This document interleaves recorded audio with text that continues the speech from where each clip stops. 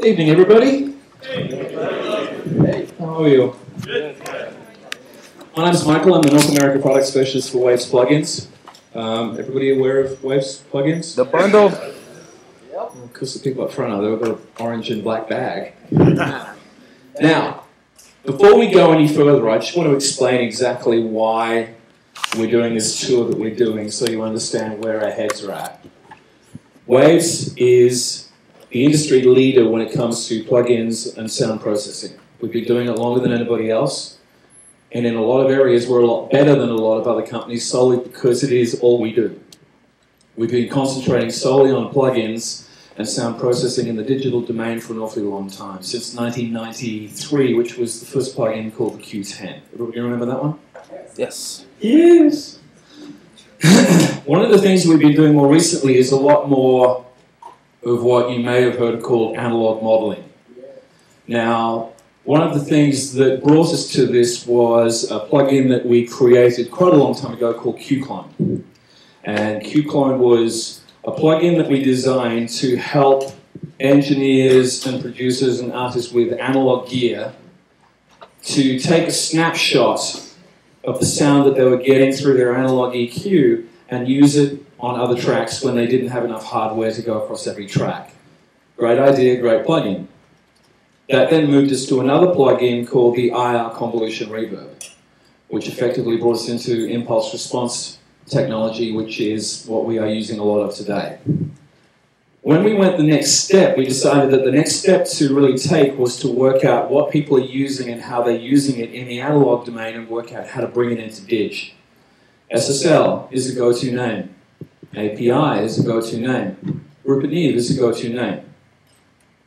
So what we went about doing first up was talking to the guys at SSL and saying, okay, can we model some of your hardware? And the first thing that we decided that we really wanted to do, and they agreed, was a console called the G4000, which is one of the go-to consoles. So the SSL bundle came out, and then that progressed to the V-Series bundle, which is another company. First name begins with R, last name begins with N. And then after that we did the API with permission from API. And we didn't release that one until the company API had to AMD it between the hardware and software at least 10 times before they could tell which was which. That's a good sign. Not a good sign so much for us, but a good sign for the end user. Now, this is where it gets really, really important. We're not here to sell a product. What we are here to do is educate you on who's using what and how they're using it. So I'm currently dragging this wonderful guy by the name of Eddie Kramer around the countryside.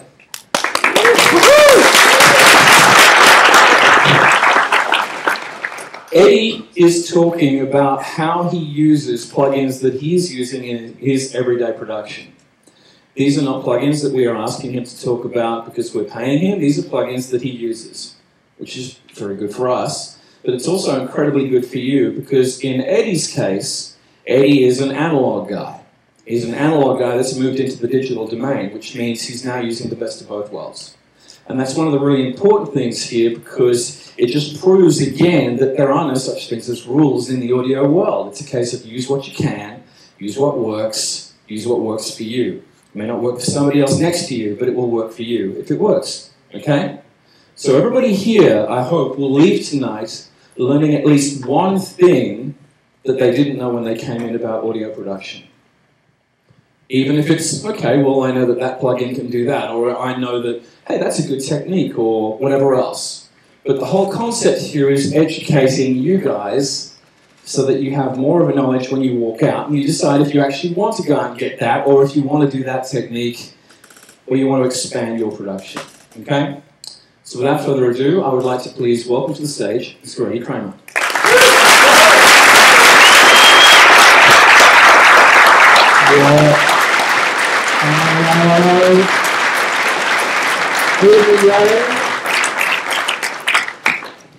How you all doing? All right. Great. Better now. How's that for a British bloke? How you all doing? And my Aussie friend on my right. And he's right, he did drag me all across the country. And we won't tell you any of the stories because they do not bear public telling. So good evening, ladies and gentlemen, and engineers, mixers, and producers, and musicians, and friends, and techies, and nerds, and hangers-on. Did we cover every geezer in the audience there? And I guess there's people outside. How you doing outside? Nice. Can't hear them. Ah, the hell with them.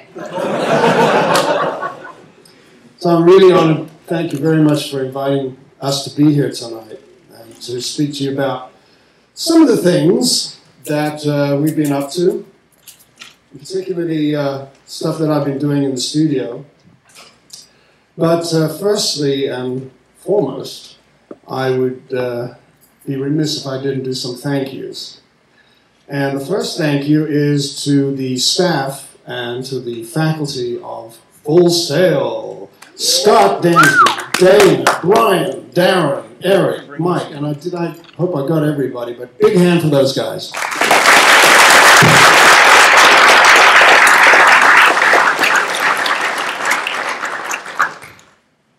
As he rolls up his sleeves and gets down to business. Business. Business. Get down to business. Also, as he adjusts his specs because he can't see because he's bleeding blind, I'd like to thank the Waves characters, Mick Olish, Scott Simon, Michael Pearson, Adams, the double-barreled Aussie. He can't help it, poor bloke. So I was born, believe it or not, in Cape Town, South Africa, and I was very lucky. I had a terrific musical education, and that's where it all begins. It begins with music, because I'm essentially not a techie. I'm a musician first, and all the other stuff I've become known as a knob twiddler, because I know when I turn the knob this way, it's going to go, oh, yeah, I like that sound. But I grew up studying classical piano and violin and cello and all that stuff. And I was very fortunate. I was able to get out of South Africa and immigrate to England in 1960. And soon found myself right slap bang in the middle of the British rock revolution. It was just beginning. And talk about being in the right place at the right time. It was perfect for me. I ended up joining a studio called Olympic Sound Studios, which very, very soon became the place to be if you were in the rock and roll business. And we soon had people like Jimi Hendrix, Traffic, Rolling Stones, Zeppelin, Joe Cocker. I mean, the list just went on and on and on. And also, I think there was a band called the Beatles, but most of these bands were demo bands. They were just really amateurs, quite frankly. But there you are.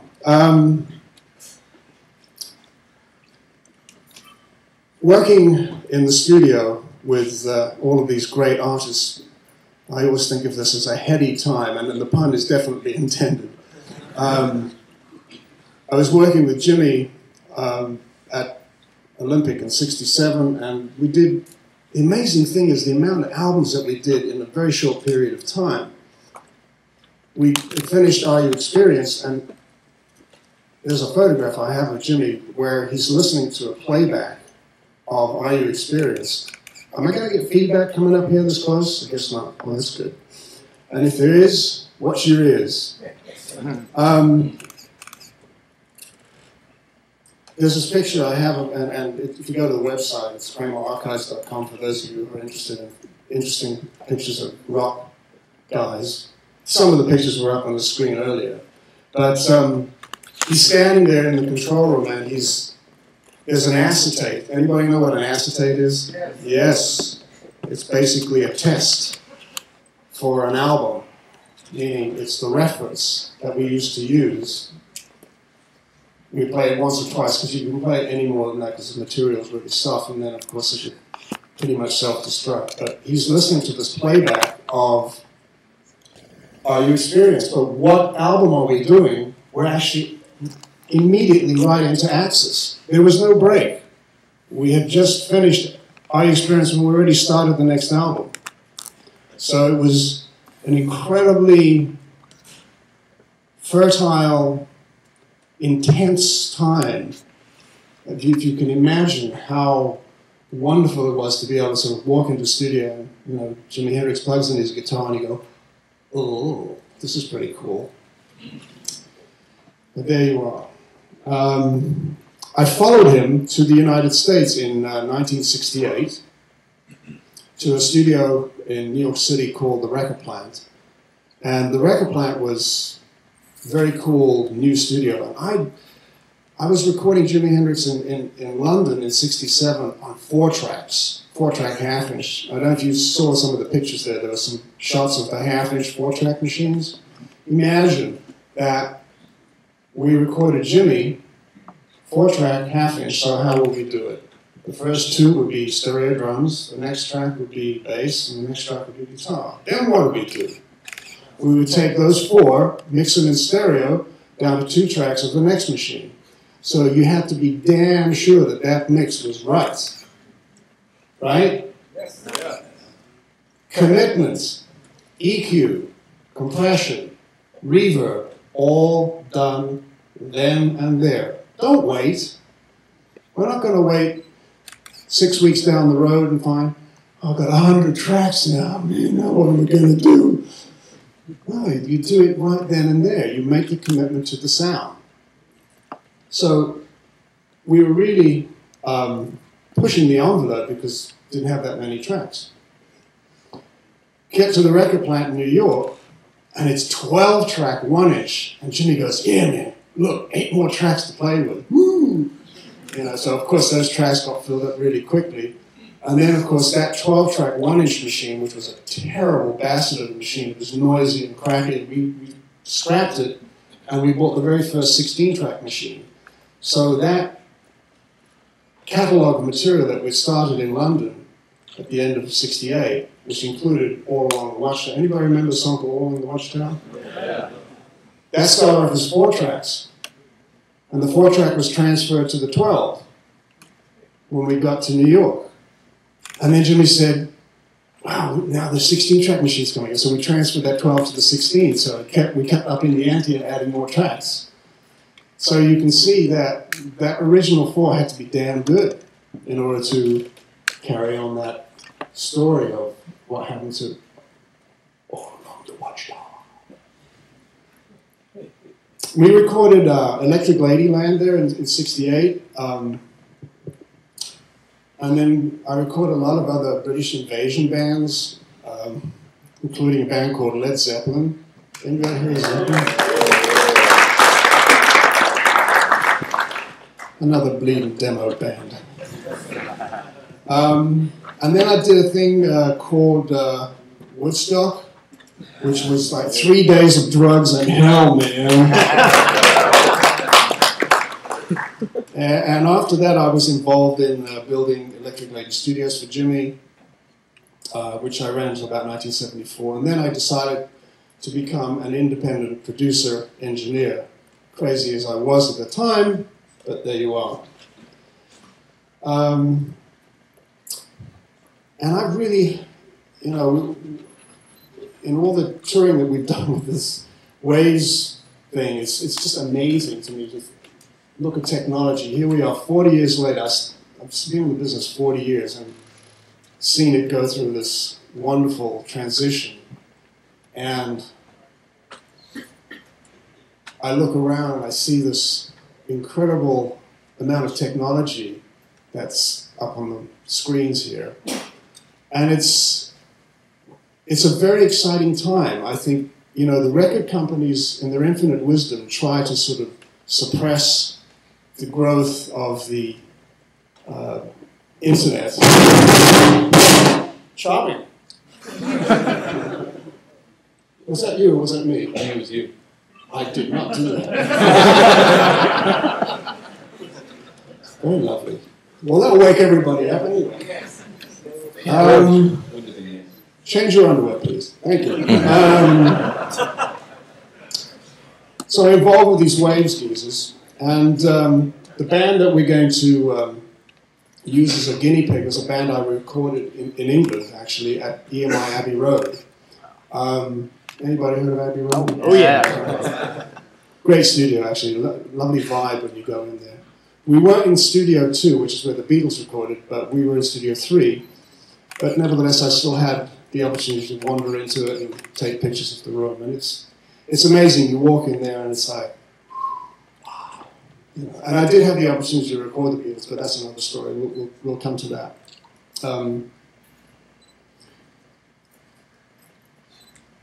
This was a band that normally when I work with a band, I do a lot of pre-production. 2 to 3 weeks worth of pre-production, rehearsing, making sure the songs are in good shape. Because quite frankly, without the good songs, we're nowhere. I mean, we could record this on a wire recorder or a cassette machine, or I'm not going to use the MP3 word, I promise you. MP3s suck! I hate the damn things.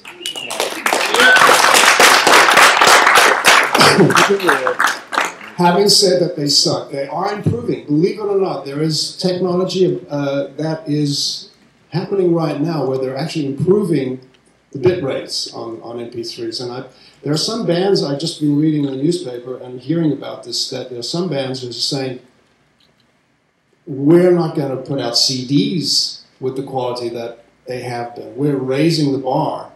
We're actually going to put out vinyl. We're going to put out super duper high quality stereo CDs that are beyond the regular CD quality. And I think that's very cool. It gives me hope for the future. So, let's talk about, if I can get my glasses on, yeah, we'll talk about this band. This band that I went to London to do, we didn't do any pre-production like I normally do. I got this phone call, listen, we've got some time at Abbey Road, do you want to come over? I said, damn right. So we actually did pre-production in the studio, which I never do, but I knew the band was really good, so when we got in, we were able to cut these tracks, which is what we're going to be utilizing as our demo. Now, how do I record this band? Well, I use tape. And you think, well, why? Because it sounds bloody marvelous. And what speed do I record it at? It's 24 track, 15 IPS Dolby SR. And why do I use 15? Because it has the bump, the big bump in the bottom end. You know what I talk about? It is a big fat bump that makes the sound beautiful. We have to use French because French sounds good like that, right? So,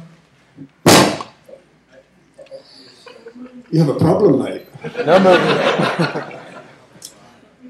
You better not do that anymore. I've got a problem talking about it. It's all right. He can't have it. He's a lovely bloke, but... I'll get you there. Then opening water. So anyway, then you might ask the question, why, you know, what is the advantage? Why does tape sound that good? Well, saturation, yes, and what else? What? Warmth, fatness. Now what do? Now I've got that beautiful big fat drum sound and bass sound on tape. Now what do? I transfer it back into Pro Tools using the best possible A to D converters that money can buy or find. Now you've got a choice. There's Mytech, there's Prism, there's Lavery.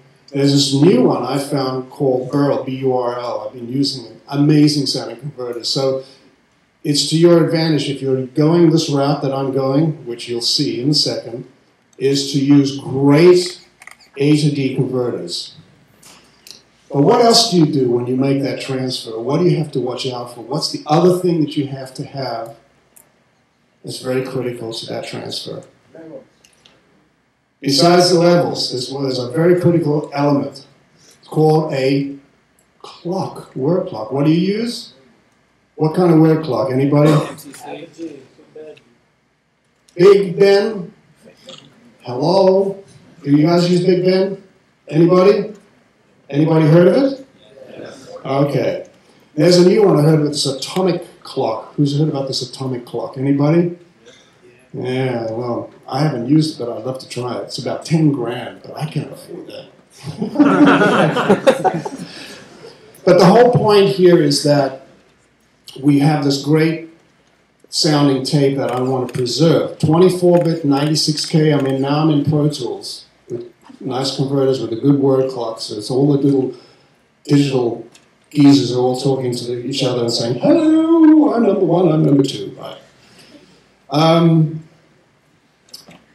I do my overdubs, and now I'm going to mix, but when I mix, I'm going to mix through an S. By the way, I've recorded using a vintage Neve console or vintage Neve mic pre's, and now I'm going to mix. I'm going to mix through an SSL because I like the sound of the SSL for mixing, but I love the sound of the vintage Neve for the tracking. Why? Because they just sound bloody marvelous. We're in Pro Tools, we've done our overdubs. Now what are we going to do? We're going to mix through the SSL, and I'm going to go back onto what? What am I going to mix onto? Anybody? What? Tape. Half-inch tape, 15 IPS WSL, because it has the beautiful bump in the bottom end. Once again, so now if you look at the process, it is analog, digital, analog. But in addition to which, we're now going to use the Waves plugins as well as what's in the console. So I get the best of all possible worlds. That's the trick. Don't discount anything. Don't think that you're going to mix in the box exclusively, because that's not always going to happen. Please don't hope it doesn't happen like that. Because I like touching the faders, man. It's cool. You know, I like moving those things up and down. I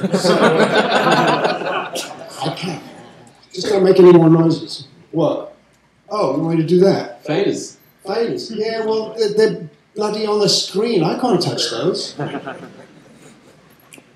Anyway, let's. Do you want to hear something? Yeah. Oh, yeah. Right. We're going to start with a bass drum. Now, who all here calls it a kick? Who calls it a kick? Hands up.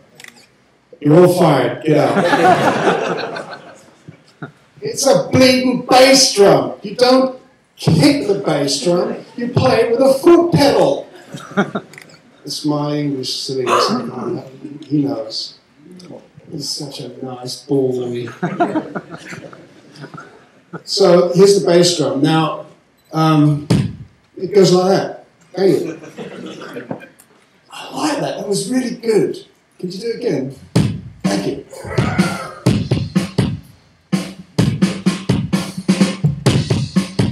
Right, it's a halfway decent sounding bass drum, but we are going to stop. Thank you. You have a lot of choices when you record a bass drum. I mean, what sort of mics would you use? Anybody? A what? No. Yeah, it's a good mic. But there's something I'm looking for. There's 3 microphones I'm using. What? No. What's the best low-end microphone ever made? What? No. Who said what? You see, I paid him a lot of money, and that's what I get. A what? A FET 47. It is the greatest low-end mic ever made. Remember that. Have anybody seen one? Yes. All right. Now, what else do I use? Besides that, somebody said a D112, but what's the Shure equivalent or better than? What? Beta 52. Thank you. Anybody seen a Beta 52? Thank you. And then there's one other microphone that goes inside the bass drum. A what? SM what? No. 91. Who said 91? Pay that man $5. Okay. So the idea about using these three different microphones is that each one of them has its very own distinctive sound, right? And what am I doing? I'm combining all three onto one track. Monsieur? Thank you. And I put the EQ in.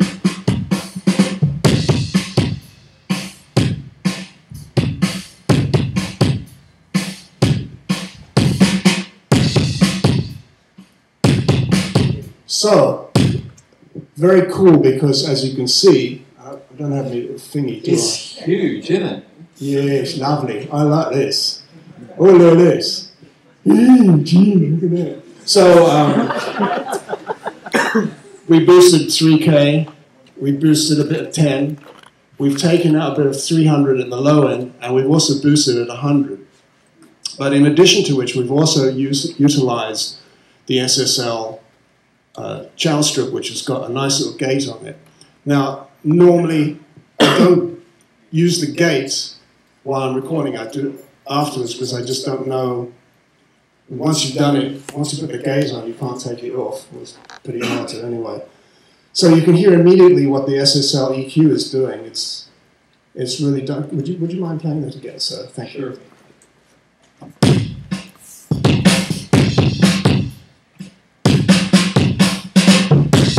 It's lovely. Thank you very much. Let's hear the snare, if you wouldn't mind, sir. Choice of mics on snare.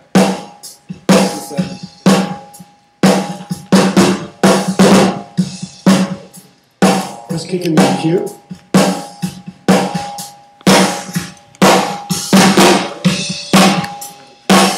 Okay, let's hold it right there. As you can tell, when you kick the EQ and you heard the presence come in, right? But check out what I did. I've only added the tiniest amount of 10K. I mean like 1.5, 2 dB at the most. A touch of 3.3, about 1.5 to 2 dB at 1200. Oh, dude, thank you. Yeah. You rock. Give me a hand. What a cool guy. So right there, a touch of 1200, and then I may have even pulled that about 1 dB maybe off at 100. But essentially, I'm just barely touching it because I'd made the commitment to the snare sound while I tracked it. I put the EQ in, I did everything I needed to do. Now there's another microphone involved that goes underneath the snare. What do you use? Anybody? 57. Nope.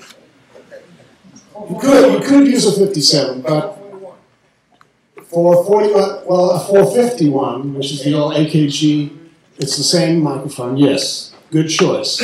However, there is a Shure microphone that's called a KSM 141. Anybody heard of that? Anybody ever used one? Try it underneath the snare. It's a great mic. When we made that microphone, the idea was to make it sound like the best 451 and the best, what's the other equivalent? Neumann. Pencil condenser. 184. 184, KSM 184 or I-84. The KSM 141 is, to me, a really cool combination of both of those two microphones. And you put it underneath the snare, now you got what's the next thing you do? You do reverse the phase. So there's another microphone on the top of the snare that you can use instead of the 57. It's called the 56, which is essentially a 57 that's been chopped off at the knees. And it has a little angle bracket like that, and you can get it right underneath the room and just bang it over the top. Right. We haven't added the gates yet. Just bang it in, man.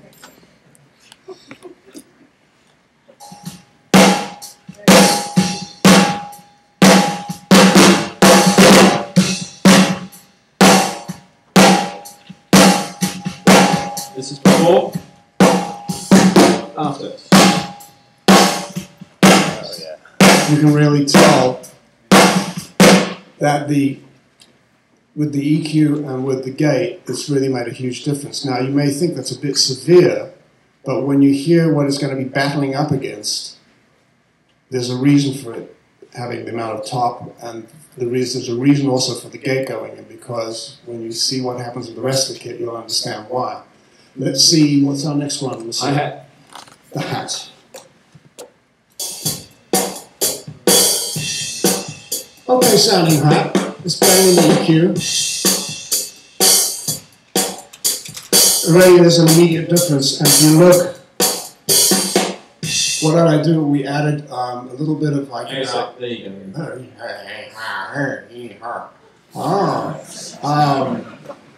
That's about 11K, maybe even 12, a little bit there. That one notch in. 12.5. Oh, you're a sweetheart, thank you. And then there's 7K, a bit of 7, and we rolled off some 800, I can't see, is that 800? No, it's about 600. Rolled off some of that there, and then we rolled off some 60 cycles because of just that rumbly stuff down the bottom end, and it's really cleaned up the hi-hat amazingly right off the bat. Choice of microphones on hi-hat. Anybody? 451, good choice. What about the Neumann? 84. 84 once again. And then if you really were lucky enough to have that Shure microphone, which is actually half the price. 81.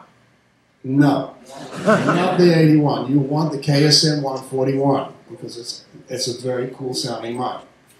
Okay. Let's go to the Toms.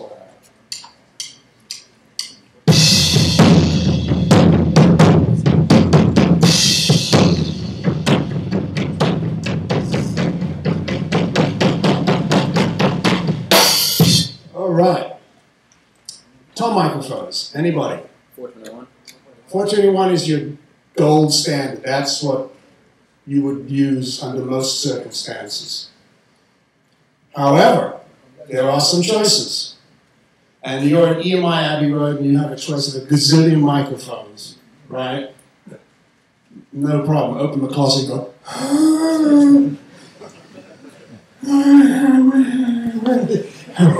it's like that.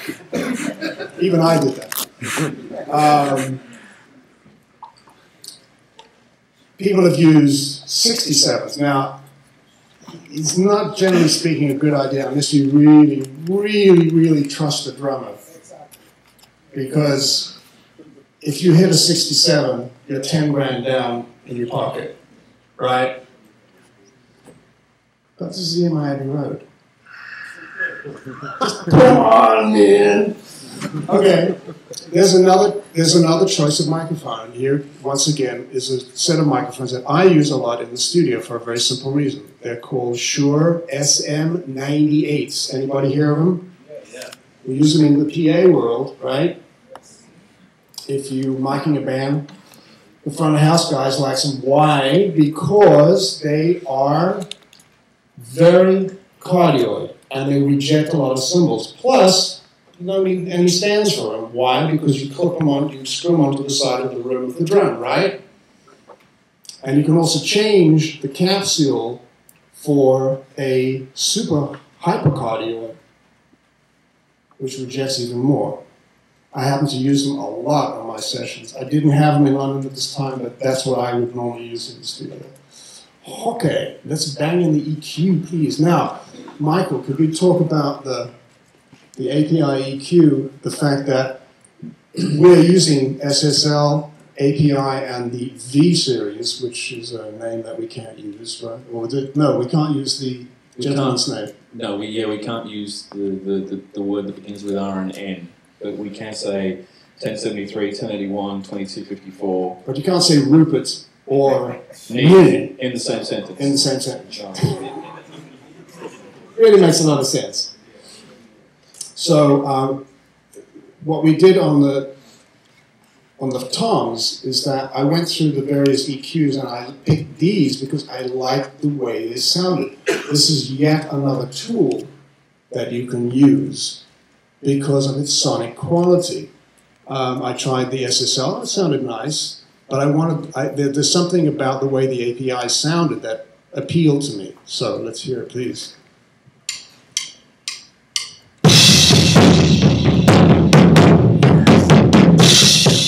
We take it back out. 4.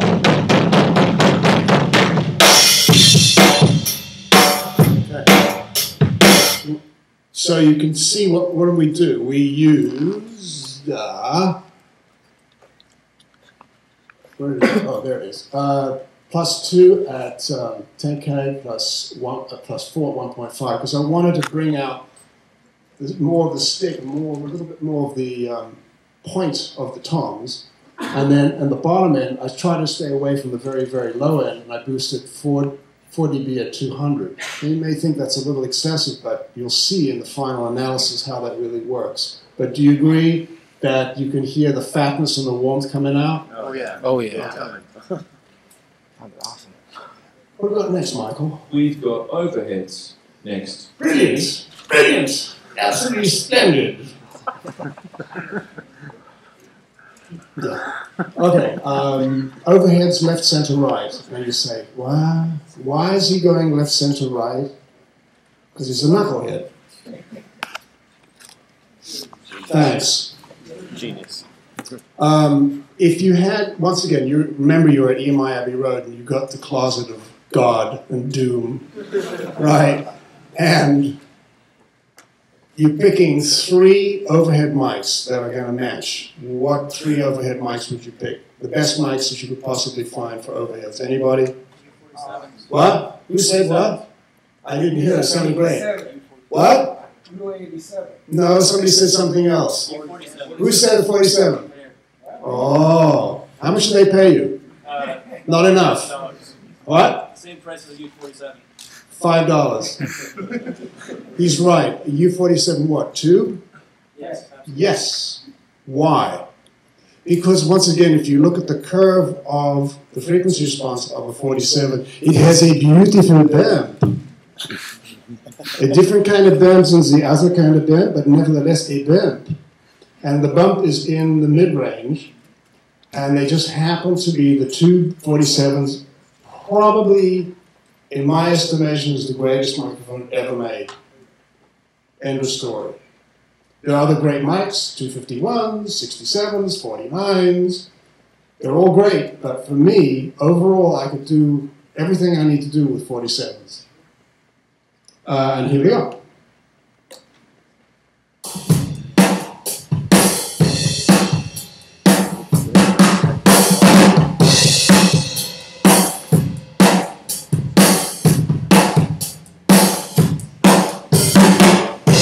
And with the EQ mix.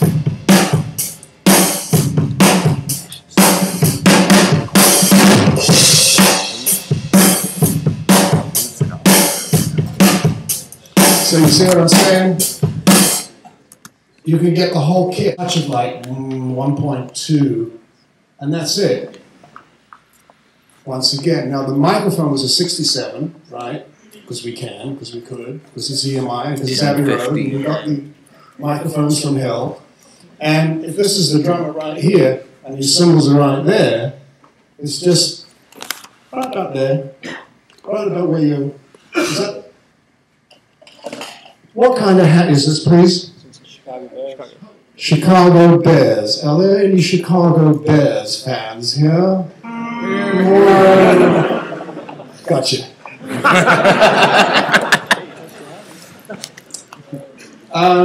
So, I mean, it was great just to have a cowbell, but it's actually integrated as part of the drum kit. The next thing, I guess, is a bass guitar. You want bass guitar? Please, DI.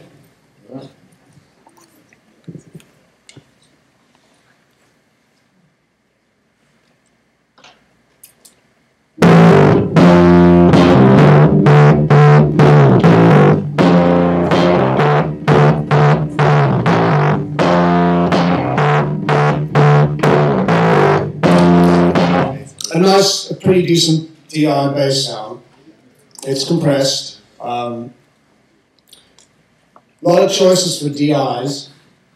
There's the regular Countryman and the standard boxes, but there are a couple of really cool choices. Anybody hear of a Millennia? The Millennia DI, it's bloody expensive. It's about $1,500, but it's 2, and it has EQ built into it as well. So the advantage of that is the bass. Oh, that's very nice of you. Thank you. Who said music?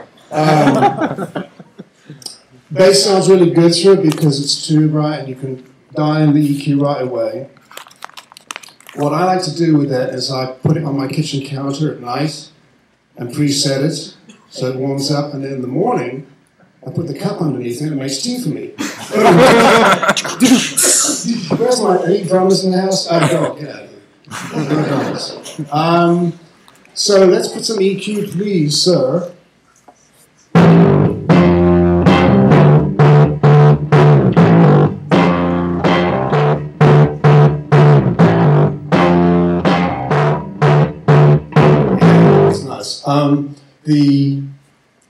Where'd it go? Oh, there it is. What we did was we increased the 2.2K, thank you, Michael, a bunch, bumped up the 1.2, the 1200, and 330, which is unusual because you would think you want more on the low end, but the low end is already pre-done, so I'm trying to make it speak a little higher up in the range. And now, the amp, please.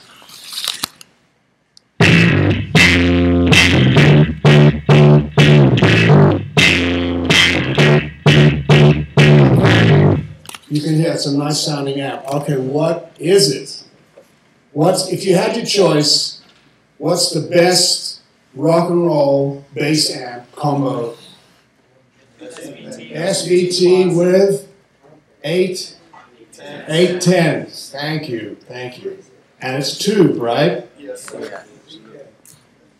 Case bird. Let's put some EQ on that baby.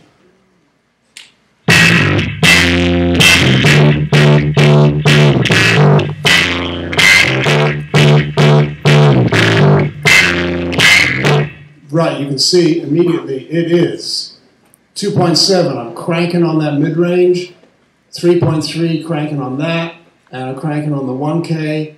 And also, instead of going on the super low end, I went 180 cycles, because I wanted to stay away from all that low woof stuff down below, because it's already established as part of the track. And then we decided that because we're in Pro Tools world, we can do things that you couldn't do normally in tape. I found a piece of a bass part actually in Pro Tools that I said, you know, that belongs over here. And I could cut and paste it, move it over, and this is what we got. The secondary part, the woof woof part. Woof, woof, woof, woof. Or words to that effect. And the EQ, please, monsieur.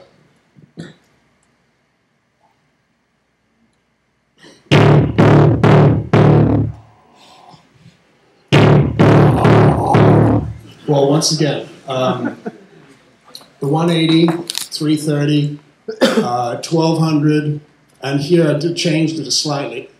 Do you mind? Michael, you naughty person. A little bit 3.3, but basically just trying to make that growl come through.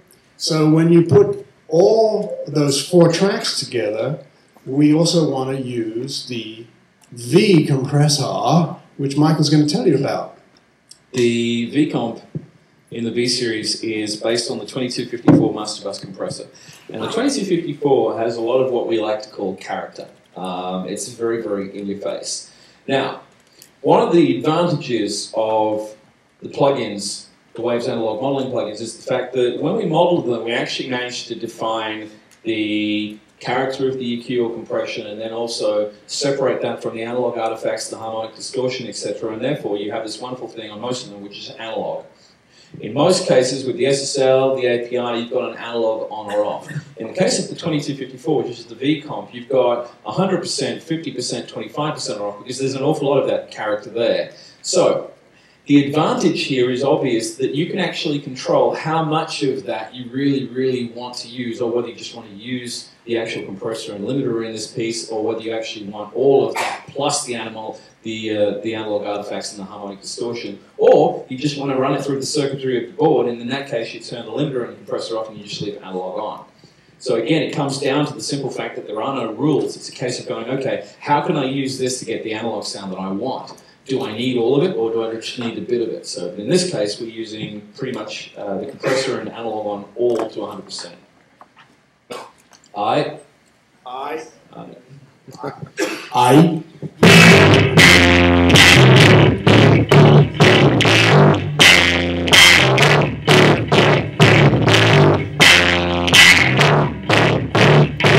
All right, you would agree that that's pretty burly, Oh yeah. fat, Nice. PHAT, right? Okay, not bad for Brit. What is next, Squire? Next would be the acoustic guitar. The acoustic guitar, yes, it's a very difficult instrument. Right. Choice of microphones for an acoustic guitar, anybody? Yeah, but you keep telling me all these things. I want to hear the students tell me some more stuff. Come on, guys. All right, students. What would you use on an acoustic guitar? If you had your choice of the best microphones you could possibly lay your hands on. I would use a blue line 414. A nice choice, a Bloomline, a pair of 414s. Nice choice, not bad, not bad. Anybody else? KM84, also not a bad choice. Okay. I can tell you there's a couple of problems with both of those, but that's okay. They will do the job, but there are a couple of other things we're going to talk about. Anybody else? What, 87? Close. Very good. We're going to use two microphones, not what he suggested. We're going to use two different microphones. We're going to use, if you didn't have the Shure KSM 141, which happens to be one of my favorite mics, you could use the AKG 451. But where would you put it? What? On the 12th. Right, at the end of the fretboard, just before the hole of the guitar, right? And you tell the guitar player, if he moves 1 millimeter, he's a dead duck, or she's a dead person. Now, where would we put the other microphone, which is going to be a big, fat, large condenser microphone? It is called my favorite microphone, 47, or a 67. Reason being, I want brightness, but I also want fatness. And where am I going to put that secondary microphone? What? On the body, but where? Down by the... No, we've already got a microphone right up by the end of the fretboard. Now we're going to put down below, way down below, right at the bottom of the body. Thank you. Because now I've got a left and right image. Thank you. Sounds like you're playing.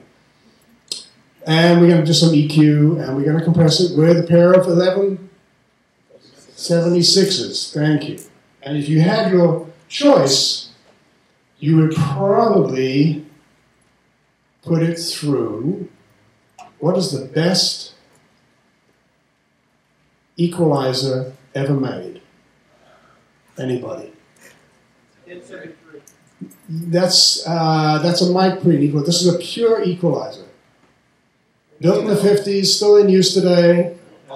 Pultec, thank you. When you put that in, it's as if God has spoken. And that's the same thing for the U47s when we did the left, center, right. 3 Pultecs, if you can find them. Wonderful things. A little bit of 10K and you're golden. But we're also going to do one other thing to this acoustic guitar. We're also going to record with a DI. And you'll see why. Okay, let's hear the acoustic by itself, please.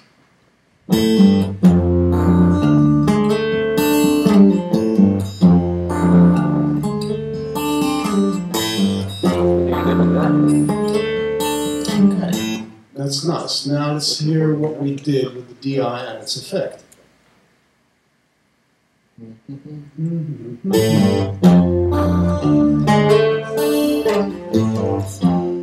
Alright, what did I do? What did I do to it? As a chorus on it. Okay. You guys are clever.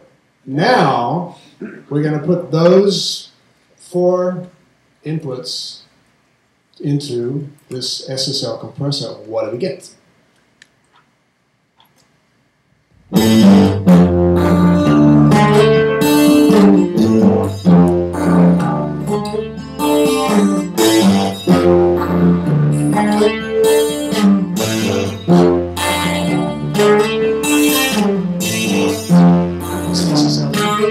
Yeah. Yeah, it's all there. It's just hiding. There it is. Okay, cool. So you see what we built up from a single source, just that one guitar, it's become a much bigger sounding device, yes?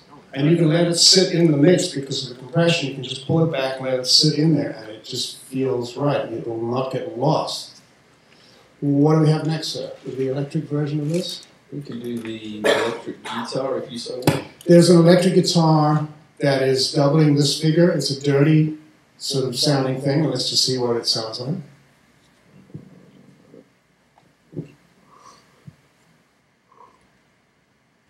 Okay.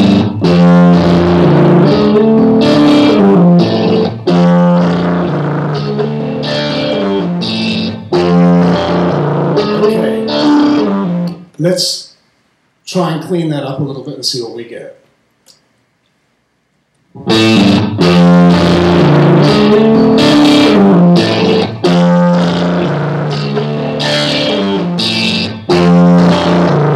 So you can see already what, just by touching it with the EQ, I mean, I haven't done much to it. Up here on the one half of the cabinet, there's about 7,500, so that's about 2 dB at 7,500. This is about 2,800, just a touch of it. A touch of like 1.5, and pretty much the same. This is a little higher. This is a little higher. It's about 3,800, and the same thing here. This is a little bit below. It's about 7,500. So it's just being touched up a little. And then on this one side here, I actually bumped up the bottom end at 120, but not by much. So that's supposed to work in conjunction with the acoustic guitar. Now there's another guitar, which is the rhythm guitar.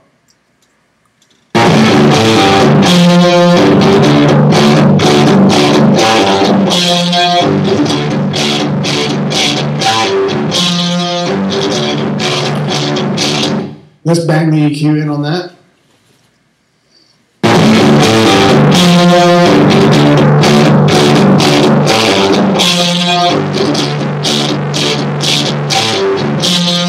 Okay. All right, so as you can tell, I'm not a big fan of pulling stuff out too much. I'd rather add a little bit because I've done my homework in terms of where I put the microphones, what the EQ is on the original. And a touch of 3K, a touch of 7. This one's a little different. This is 5K. That's 3. But literally just a touch of it, nothing more. Here I added some bottom end quite a bit because I wanted that a little bit more thump at 120. And that was it. What is the guitar amplifier that we're using? It's called a Tiny Terror, made by Orange. Amazing little amp. It's this little 7-watt amp with a switch. It gives you 7 watts or 15, and that's driving a Marshall 4x12. So it's pretty insane that you get that kind of tonality from this little tiny amp. Let's go to vocals. The poor bugger. So, as I said, I ran over to London to do this thing, and the singer had literally just joined the band. He'd only been in the band a couple of weeks, so he was trying to figure out how to adjust his vocal to where the band was at. So he had a little bit of a problem in the beginning singing, but we got it. And you'll hear what simple EQ and simple compression can do to help the poor little guy. Right. Hey, hey, hey! While walking through a dusty night, I felt a little strange. The gentle breeze turned to shooting pain, and then I could not feel a thing. Let's put him out of his misery. Give him some EQ, please. Hey, hey, hey! While walking through a dusty night, I felt a little strange. Well, immediately you can see what the compressor and the EQ has done. It's just given him a tremendous amount of presence, and he's right in your face. Do you agree? Oh, yeah. So, what do we got? Once again, a little touch of 3, a little touch of, it's about 9K, a little tiny bit of 2K, and 200 in that 200 region just to warm the voice up a bit. And of course this thing is amazing. I love the way this thing sounds. It really kicks butt, the V compressor. Now there's a harmony track. You guys ready? Yeah. Hey, hey, hey! While walking through a dusty night, I felt a little strange. So did I, mate. Hey, hey, hey! EQ compression? Yep. While walking through a dusty night, I felt a little strange. Okay, well, you can pretty much tell what we've done to it. It's the same sort of thing. We put the two of them together. Hey, hey, hey! While walking through a dusty night, I felt a little strange. Okay, immediately it sounds like something better than what we had originally. Hey, hey, hey! I love you, Michael. So cute. What we got next? Absolutely.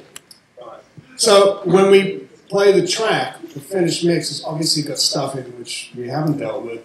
These little things that we did in the beginning, and it's gone through many hours of mixing, etc., etc. But essentially it's got a lot of this stuff that we've just shown you in it.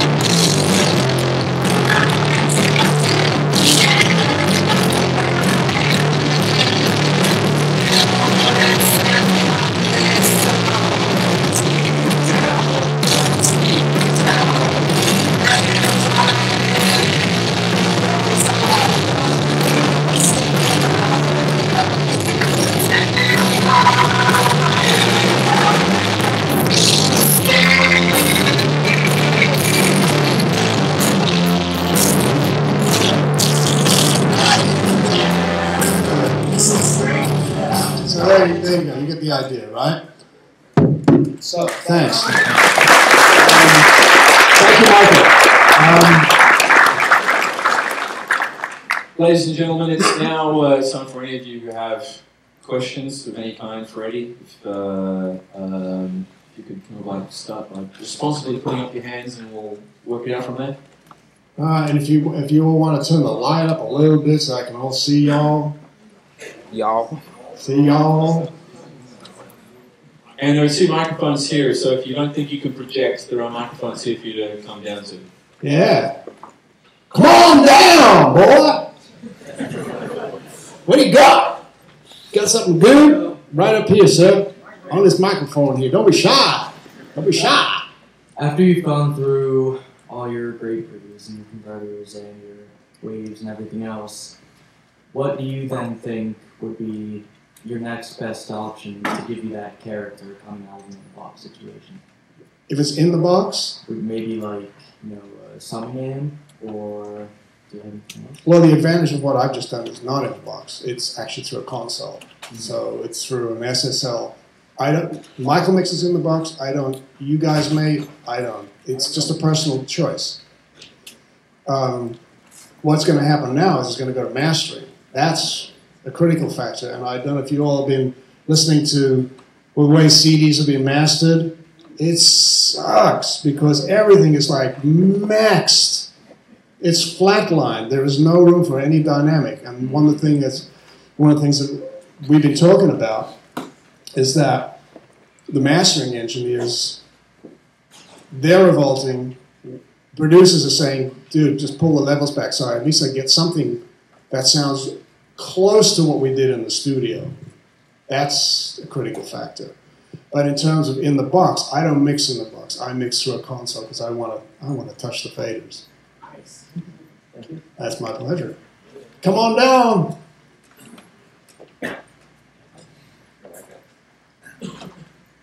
We're doing this for posterity, so therefore you have to be. I had several questions for you, being the fact that you've been involved in the rock business for such a long time. I work with Roger Nichols quite a bit, and he speaks very highly of you as well.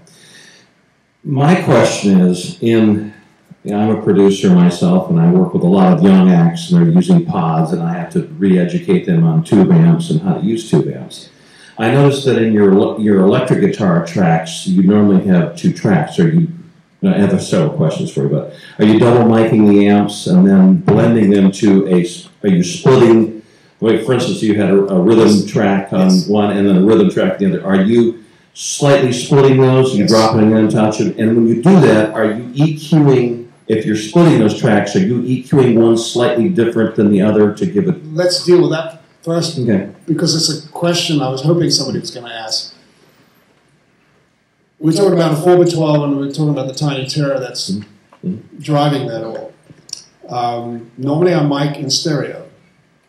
And I usually use 3 mics on one speaker and one microphone on the other speaker. And you may think, what is he doing? Well, a little bit of ring. Anybody up there on the PA board? Thank you, Squire. Hello, Mark. The 3 microphones would be a 57, a 421, and what would be the third microphone that we would do? I'm going to ask the students for a second. What? Who said Royer? Very good. Yes. And what's the other choice besides a Royer? Anybody? Students? Anybody here have a Bayer M160? Okay, now you have. It's the microphone I used on Jimmy, on Traffic, on Zeppelin, on thousands, and I still use it. It's the microphone that you would have used had Royer not come along.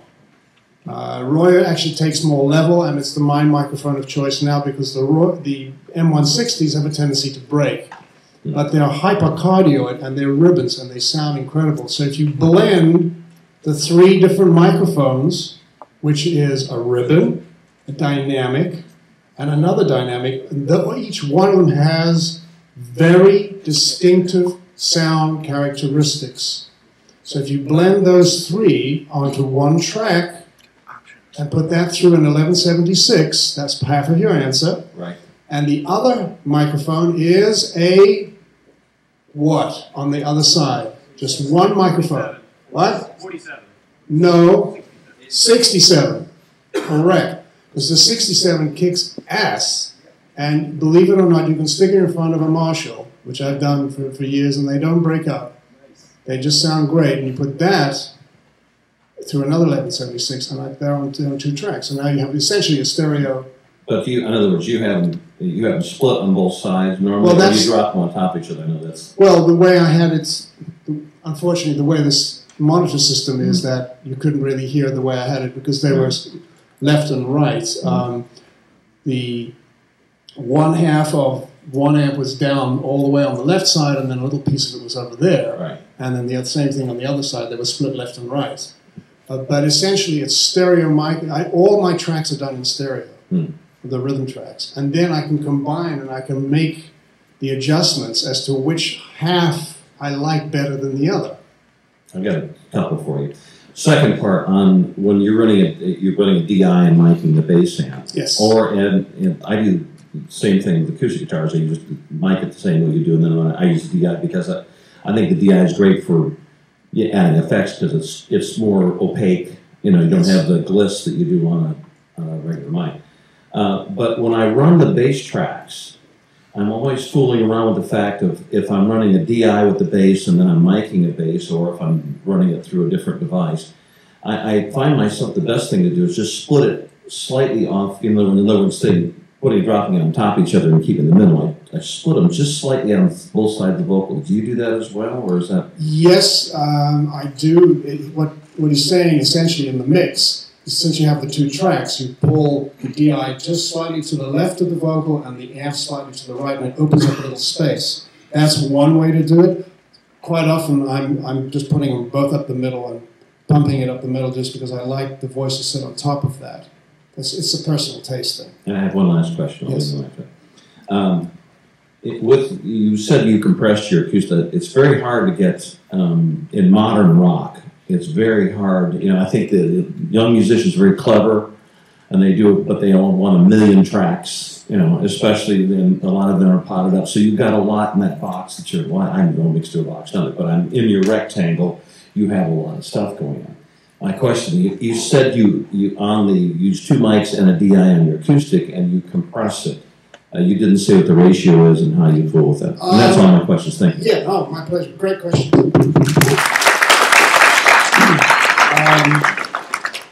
The acoustic guitars, as we discussed, is actually 2 stereo tracks. There's the first one, which is the 2 microphones we discussed, right? That's a stereo, and that goes through 2 1176 is my favorite guitar compressor. Usually a 4-to-1 compression ratio. And sometimes I'm really pounding the amount of compression. Maybe it's 3 or 4 dB, maybe it's more, maybe it's 6, depending on what I'm looking for, depending on how much presence I'm looking for. And then that DI with the affected sound, with the chorus sound, that's also compressed with 2 1176s. And things are on 2 separate tracks. So I hope that answered your question. Yes? Good. All right. Next, sir. Whoever wants to, young ladies, come on down, young man.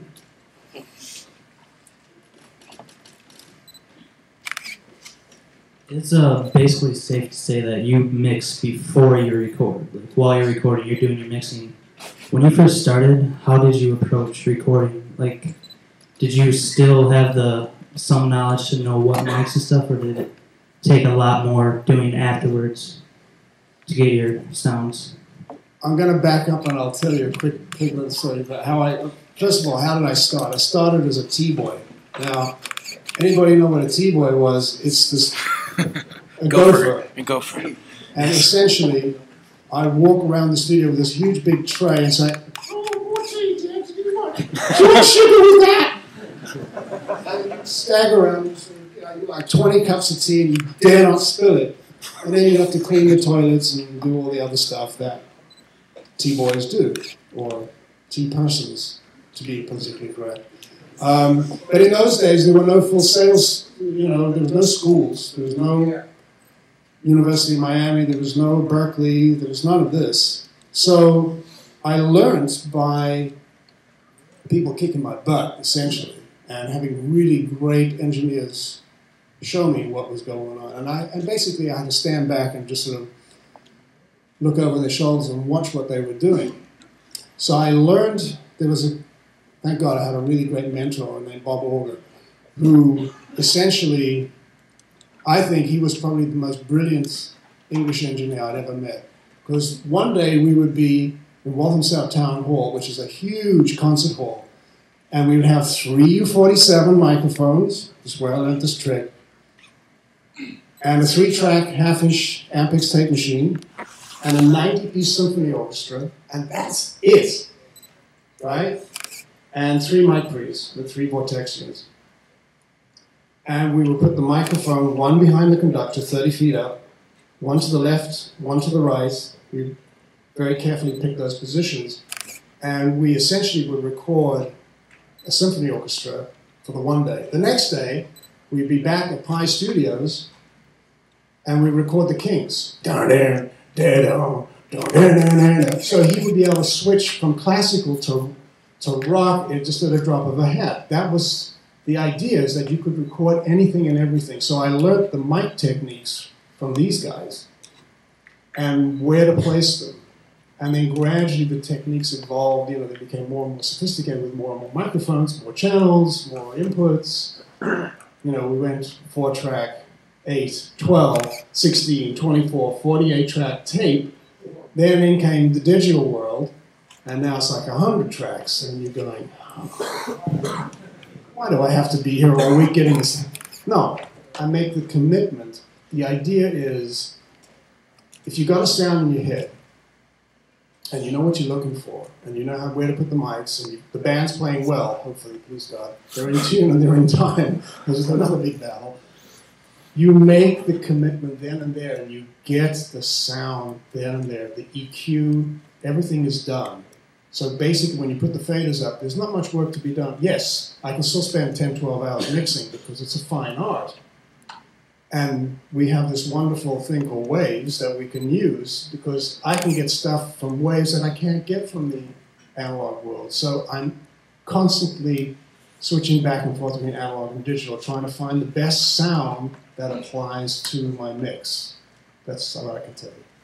Thank you. All right. Come on, man.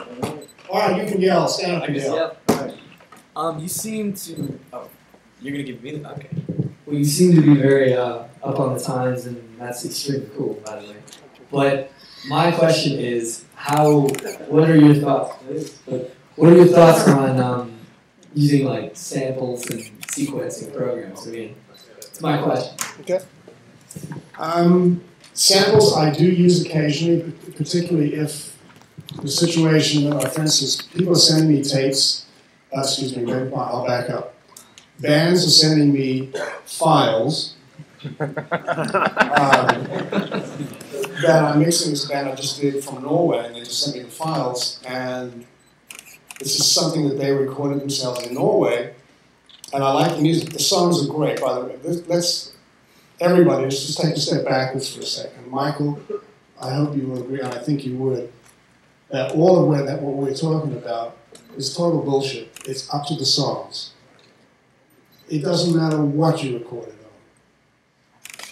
Talk about songs. At the end of the day, if you don't have a good song and good content, then you should stop recording and go and get that. I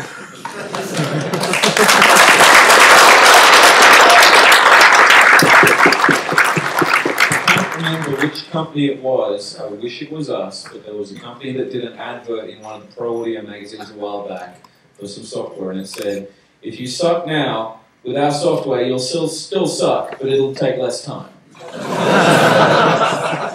And that's so true. That is so true. Because, I mean, essentially, we are, all of us here, I mean, we're servants of the music and of the artist. And if the artist is not giving us, the producer, the engineer, and then finally the public, if we're not being given the cool material, the cool song that has saying something, what the hell's the point? But to readdress your issue about files and the way I get them, now I'm getting them, I'm downloading from an FTP site, I listen to it and I go, okay, well this band did this thing in 4 or 5 days live, and there's some progress.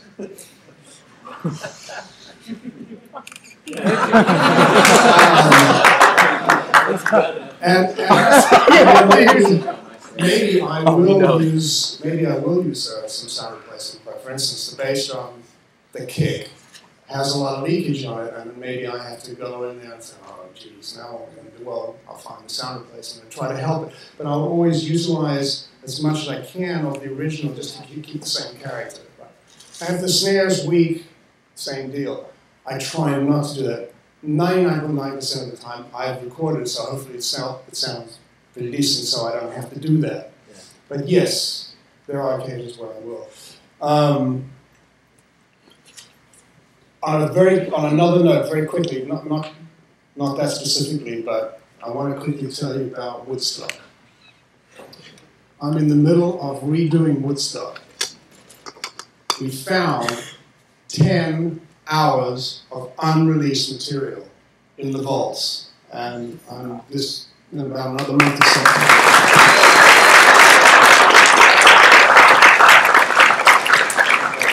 And I'm very, very excited about doing that. I've been working on this for 2 years now. I'm allowed to say it now in public.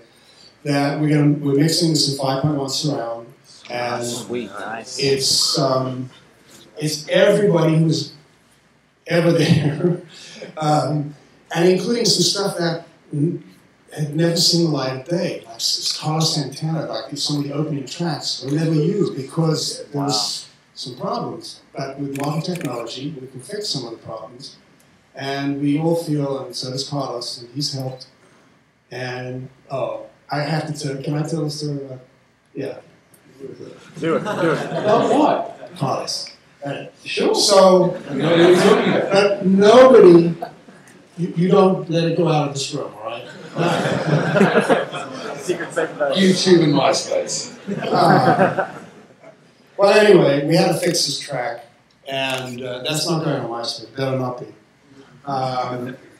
So he says, man, we were supposed to go on stage at 6 o'clock, man, and all of a sudden they said, dude, you gotta go on now. And it was like 2 o'clock. I said, man, the whole band had dropped acid, man.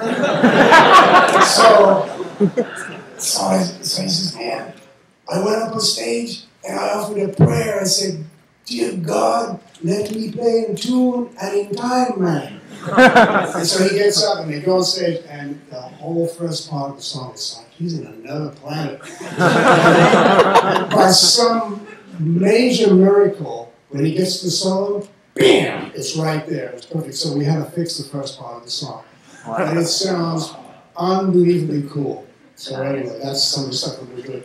And obviously we're using a lot of wave stuff because, you know, trying to fix the stuff from Woodstock, it's 7 tracks. The 8th track was a pulse set for the cameras, right? So you only had 7 tracks to work with. So imagine trying to make a 5-1 of that. But I just wanted to throw that little story. All right. Next question. Please. Don't all say it at once. Okay, you then, in front. What was your favorite album to work on? It's like saying, who's my favorite kid? I don't know. Well, I mean, Jimmy obviously comes to mind. My experience at Electric Ladyland, Axis, I don't know. Led Zeppelin 2, I don't know.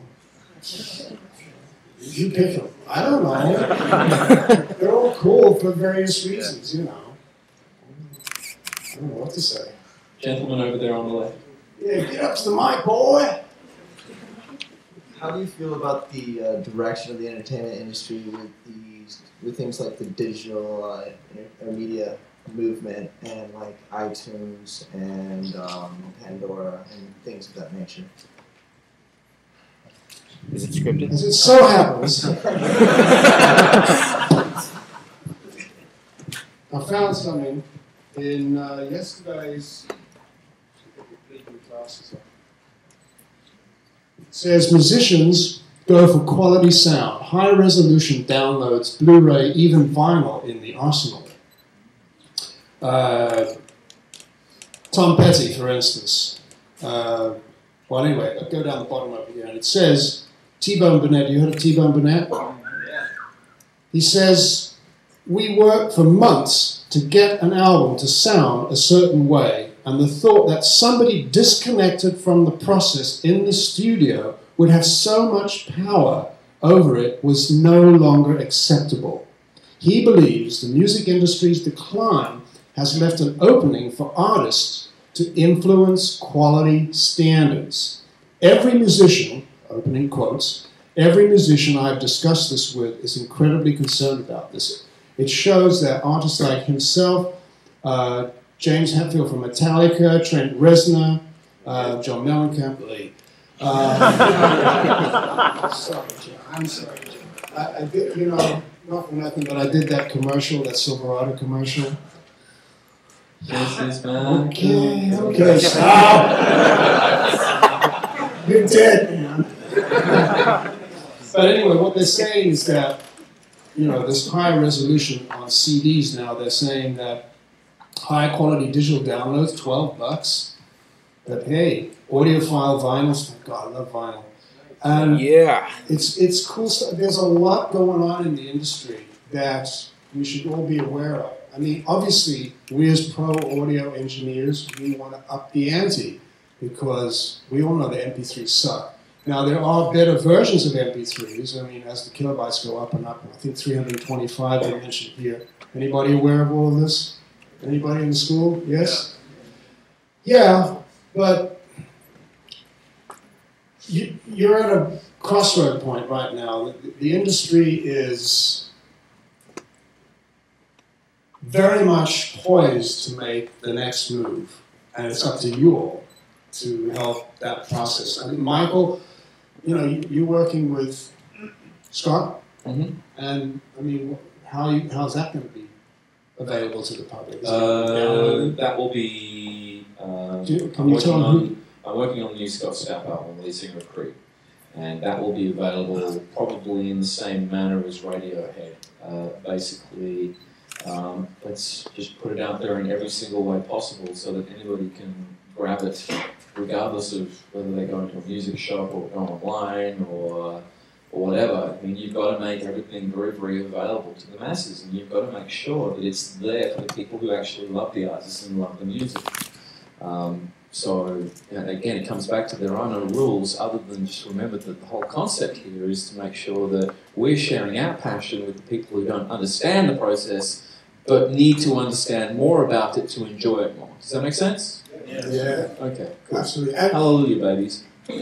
And the other thing is that there are bands that have been fairly well established and now off a major label, because by the way, the major labels sort of, they've dug their own grave, let's face it, the greedy bastards that they are.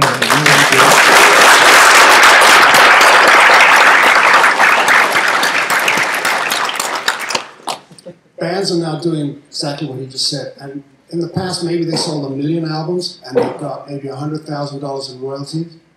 Now they're selling 300,000 or maybe 400,000, half the amount, and making 10 times the amount of bucks. Isn't that interesting? I love that. And it means that we're much more in control of our own music, and that is so important. I love that. That's great. Anyway, next question. Come on down. Oh, this is gentleman in front here who's been taking pictures of me, you bum. What would I have to do to be your T-Boy? What would I have to do to be your T-Boy? I'm not answering that question. Go for it. Give me a card. That's my job.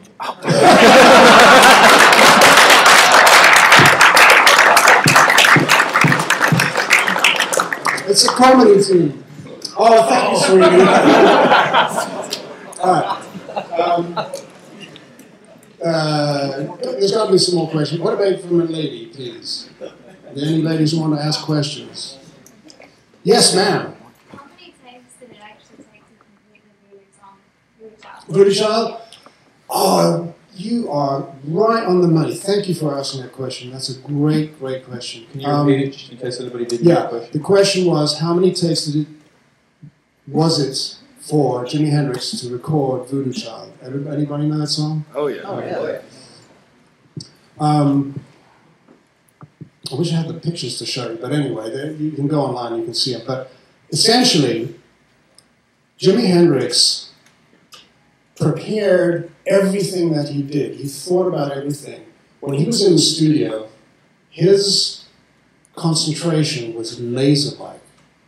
And he had a very specific goal when he walked into the studio. He knew exactly what he was going to record and how he was going to record it, and pretty much what it would sound like. So it was my job to try to interpret what he was thinking. The record plant that we talked about, which was in New York, right, on 48th Street. Anybody know New York? Okay. Here's 8th Avenue, here's 44th Street, running this way. 2 blocks up from there, on 46th Street, was a club called The Scene. Now, what Jimmy used to do was he would book the record plant for 7 o'clock start that didn't show up till midnight, which was fairly typical. But what he was doing, he was at The Scene checking out the musicians. And at this particular time in New York, we were talking about the British invasion, there was Traffic, there were all these bands coming over. And it so happened that that particular night, he was checking out the musicians at the club, and he was jamming. And he figured out very cleverly who were the guys who were capable of playing with him that he wanted to play with. And he had a plan in mind. So this jam, this magical jam, that sounds like it was totally improvised, was very premeditated. So imagine the scene, Club Jimmy's jam, blah, blah, blah, and he found, okay, this guy, he's Steve Winwood, Jack Cassidy, blah, blah, blah, all these characters, plus about 20 hangers-on. They walked down 8th Avenue, Jimmy with his hat, the feather, the guitar, the pants, the whole thing, right? And they stopped traffic, and there's these, I mean, it looked like something out of a cartoon almost, and they walk into the record plant. Now we're ready. The amps are on, we've tested all the mics, the headphones, everything's ready. He shows them the tune, one time, one take, a breakdown, another take, and it's done. It's finished. Because he sings it live, he plays it live, the band is fabulous, you don't have to do it anymore. See, so that's, it's called mental preparation. That's how that occurred. Jimmy.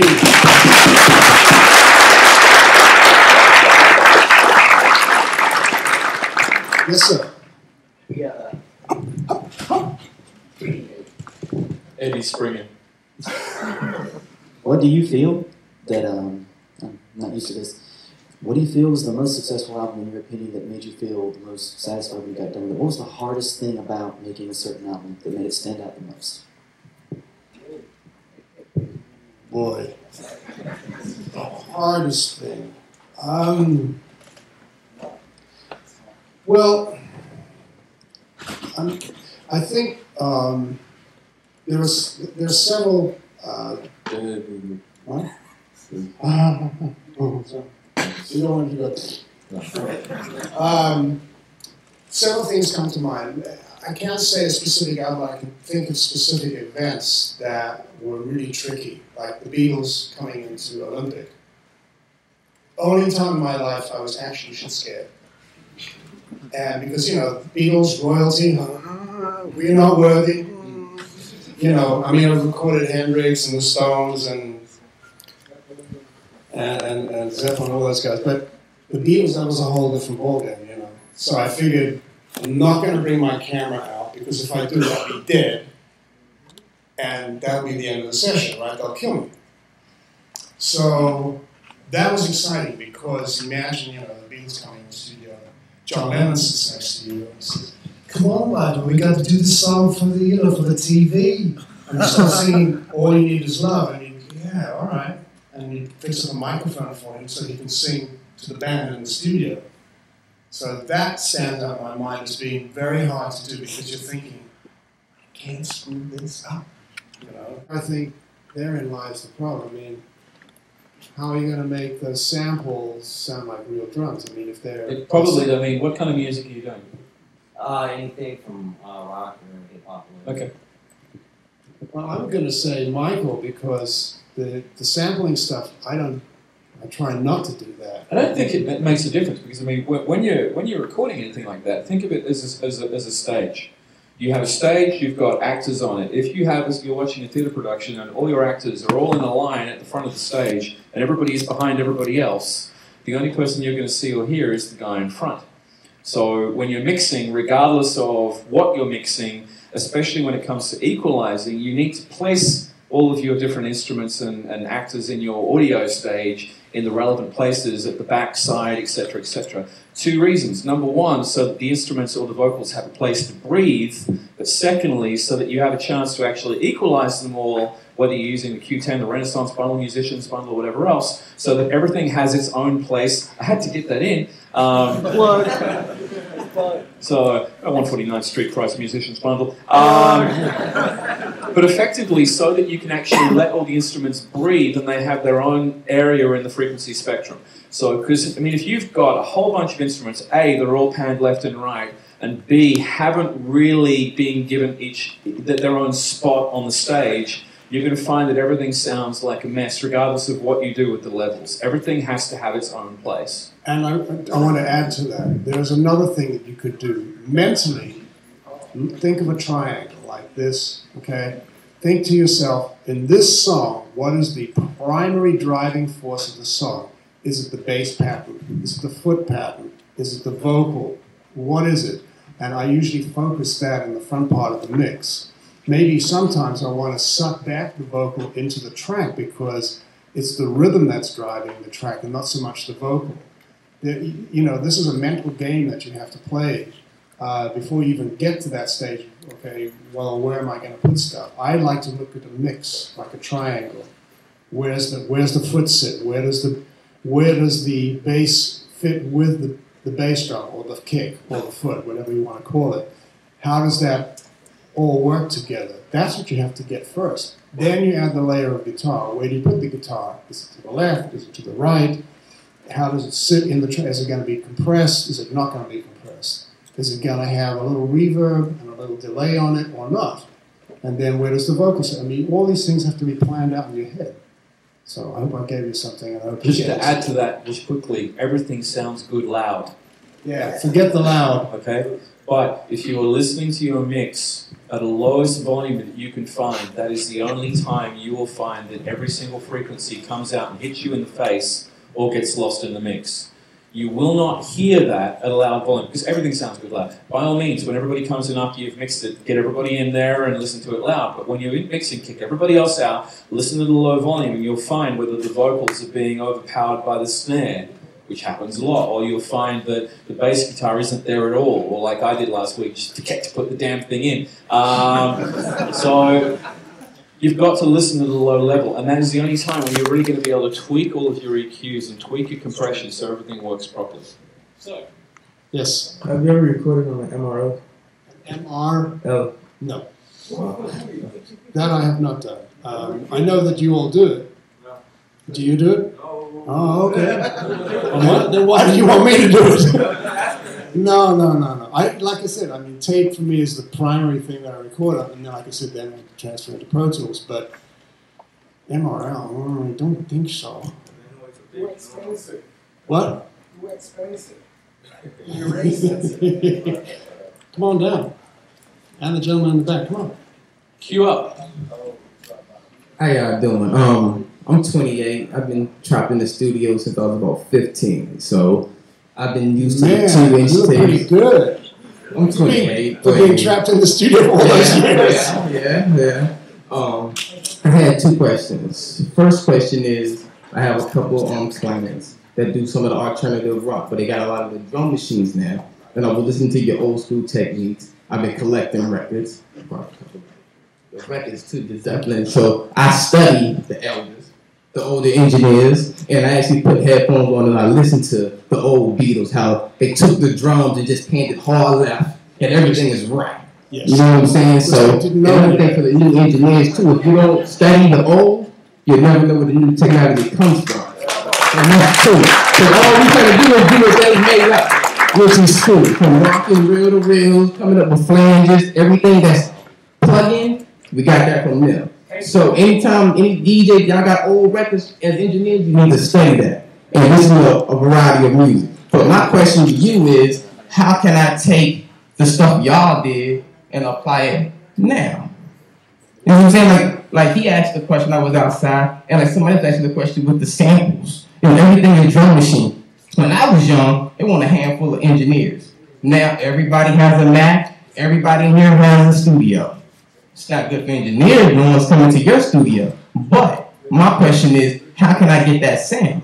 Very few people have a drum set. Everybody has drum machines. So how can I get that live sound without, hold on, one more thing, without actually, I want a real answer. I'm going to give you a scenario. Take like an MPC, your drums, and I actually separated each sound coming out of the machine into amps, and actually mic the amps. Thinking, okay, you would go from your drum or your guitar into this speaker and you would mic it, versus us using a DI technique going straight into it without mic the drums. I mean, give me an idea. What can I do to get this live sound? What kind of music do you do? I do everything. I'm an engineer. Everything from hip hop. But right now, I'm talking about live music. Even some of the hip hop now. You know what I'm saying? The engineers is like, yo, I want it to sound live. Or they would go to this engineer because he mixes primary live music versus this engineer that's mostly drum machine that's already pre-compressed. But how do you? But wouldn't it be better to record it live? It would, but then at that point in time, yeah, you got to pay a real drummer to come in. But I'm saying, but if you got her, she made this whole track, and she did MPC, and then she played the guitars live. How am I still gonna get that drum to sound live? Well, let's address the issue of how do you record live drums. I mean, you've heard the drums today. That's a killer drum sound. And your snare was cracking. I was outside. The snare sounded beautiful. Wow, thank you.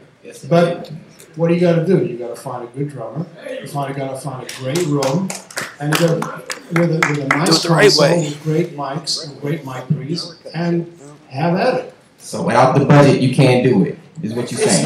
It's not really a budget though. A lot of the time, it's. I mean, who you know? It's just finding that live rhythm. I mean, say for example, you're using Pro Tools. Yes, sir. Okay, have you heard of Beat Detective?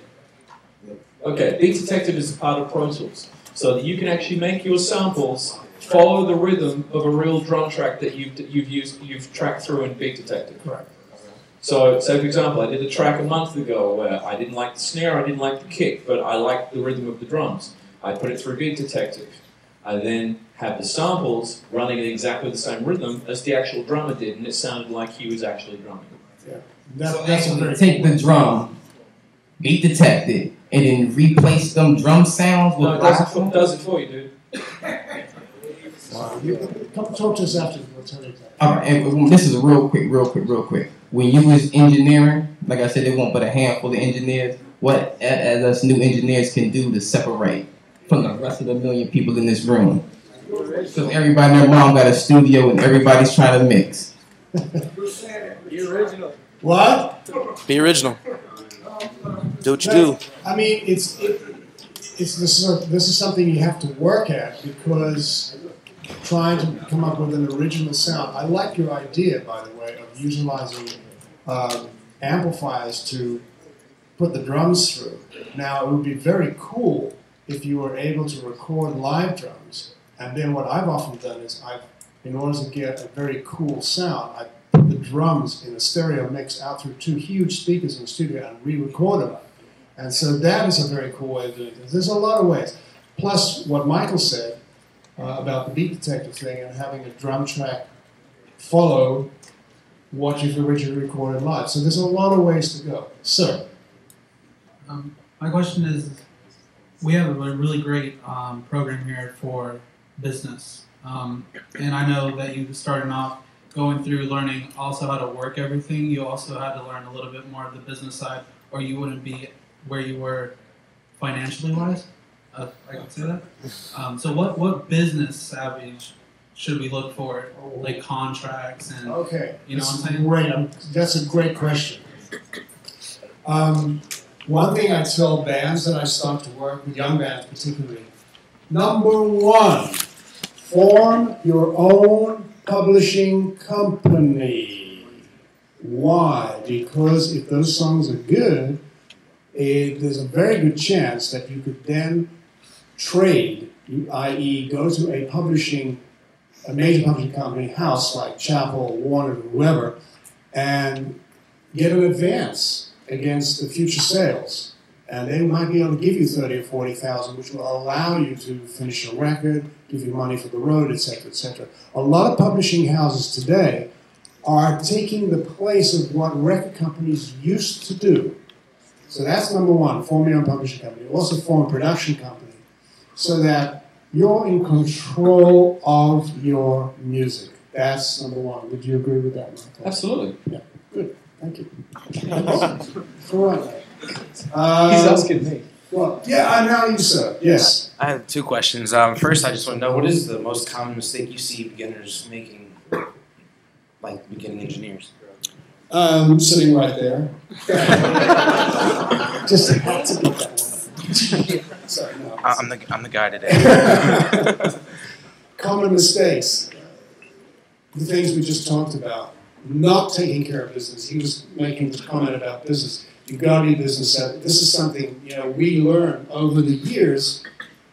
You got to take care of business. Don't find out later that after you've been on the road and some idiot stealing your songs that you didn't copyright them.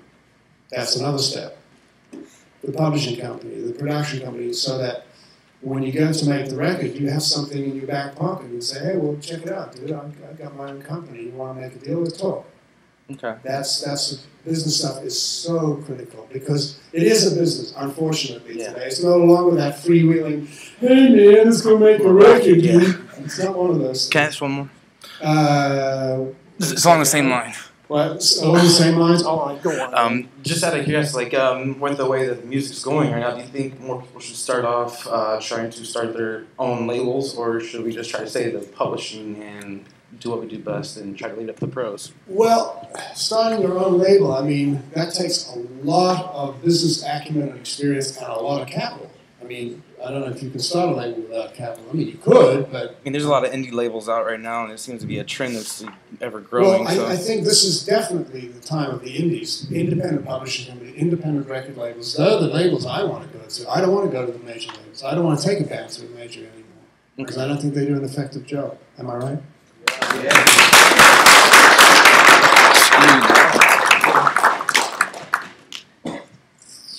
Okay. Goes for you actually, the question. I said already that I have like a studio. I'm actually about to start recording, put down my tracks and everything. And I think a lot of us have recording studios also. And we're concerned about plugins. We want to spend too much money on bundles, but at the same time we want to get a nice compressor, a good equalizer. Which bundle do you recommend that's going to make the That's job a good question. And it's a waves. really, really simple one to answer. It comes back to what I said earlier on. There are no rules. What is a good decision for one person will not be a good decision for another person. And it all depends not on what your musical taste is or what style you are producing. It really comes down to what you believe sounds good for you. And that comes down to the simple reason of it's your identity. Your music is your print on the music world, okay? So, and the no rules part is, say for example, I'm doing rock vocals right now and I'm using a guitar amp model plugin, a GTR3 to put the vocals through because it sounds good. It's not made for that. I mean, our technical guys didn't do a PDF, said you can also use this for vocals. It's a guitar amp modeling, but it's great for other things. So, a lot of people who are doing hip-hop are using the Renaissance bundle and live and breathe by it. There are rock bands I know of who have nothing more than the musician's bundle. Now, I'm mentioning Waves plugins for two reasons. Number one, there's a logo on my left nipple. Secondly, one of the reasons that we do this is because we are the industry standard. Effectively, there is not a recording studio you guys are going to go into where you will not find at least a couple of Waves bundles, okay? So this is one of the reasons that we do this, for the sole reason that you need to actually know what these plugins are, because you will come across them. So the Renaissance bundle is a bundle that you'll come across. These guys that we've been talking about tonight are now pretty much taking over everything. The SSL bundle, the API, the V-Series, etc. So I can't answer the question any more than saying it's like demo it and decide what's good for you, and then decide. And then that way, effectively, all you're going to be doing is going, okay, well, I like this the way it does that for me, and I like that compressor. But what Okay. about the price, though? Well, the price can go anywhere from $150 up to $12,500. There's your answer, right there. $12,500 is for the people who just go, damn it, I'm impatient, I just want everything. But effectively, there is always an avenue for you. I mean, the $150, I mean, gives you great compression, EQ, and effects. What kind of music are you doing? It's pop rock. Okay, pop rock. Then I would start at the $150 mark and work your way up. Either that or go to the Waves website and demo something like, say, for example, the SSL bundle. Here's a trick, by the way, with the SSL bundle. One of the things that, again, you won't find in the manual, but you find by ignoring some of the rules and actually going out and going, okay, what can it do for me? We have a cap on the output of the SSL channel strip, which is the E4000 series console. There is a cap on the output to stop it over distorting or overloading.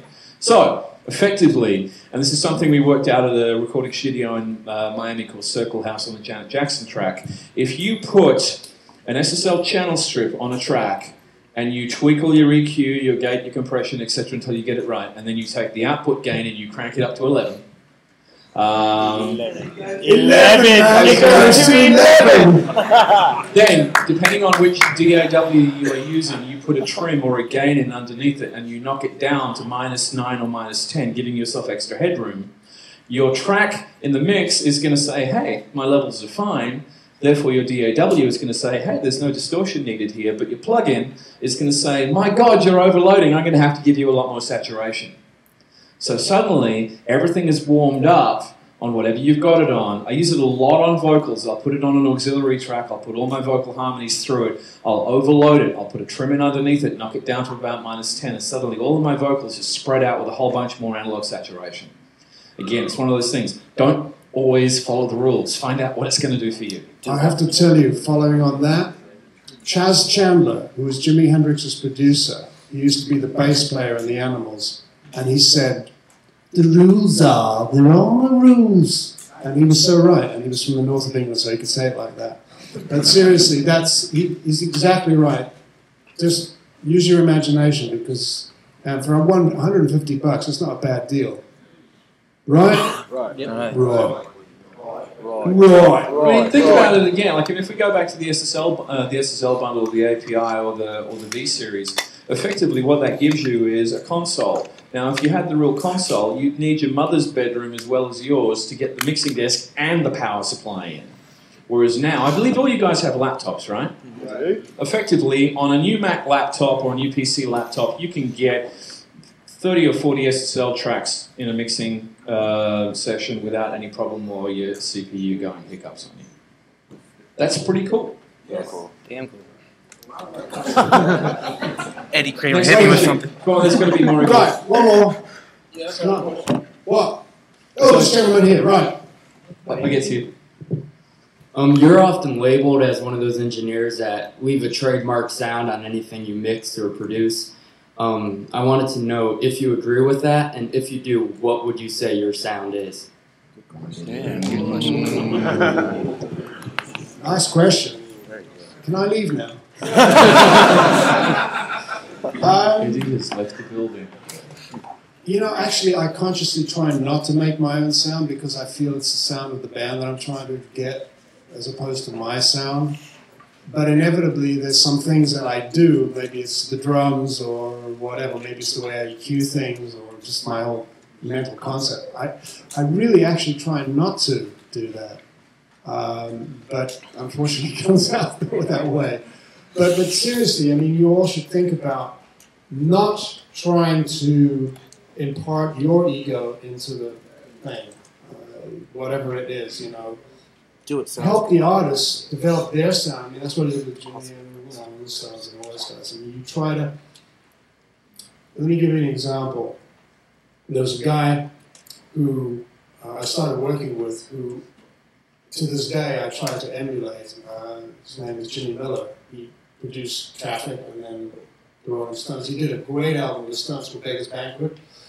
And just to watch him work was that was an education for me. This was like 1967. I still remember it to this day because I can remember him working with the band and getting so much out of them. He got them so excited about the music and helped define their sound. He didn't force himself upon them, but he helped shape their music and gently shifted it away from what they were doing before, bringing out essentially what was there, but making it better. And if I can do that, or you can do that as an engineer, then you're doing your job. That's all I'm trying to do.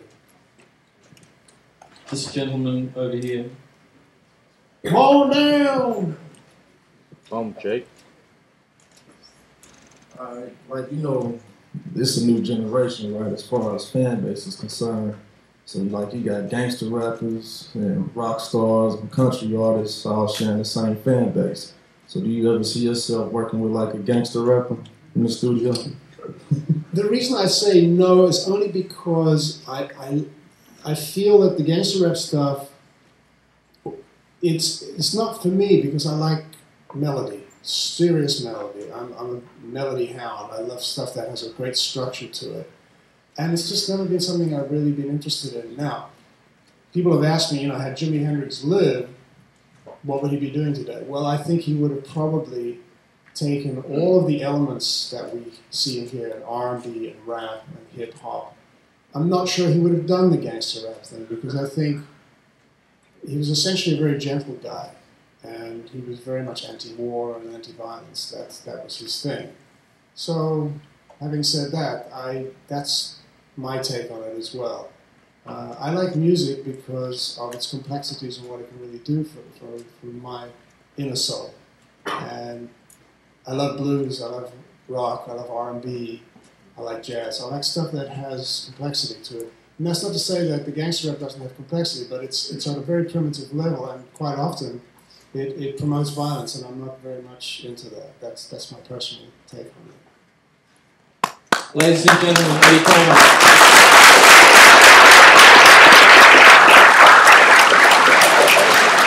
Thank you.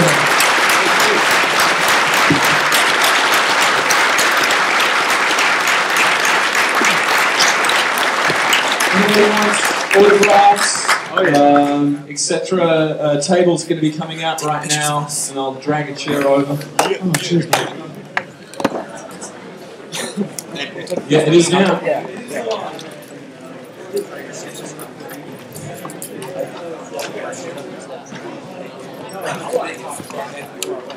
Excuse me. Excuse me.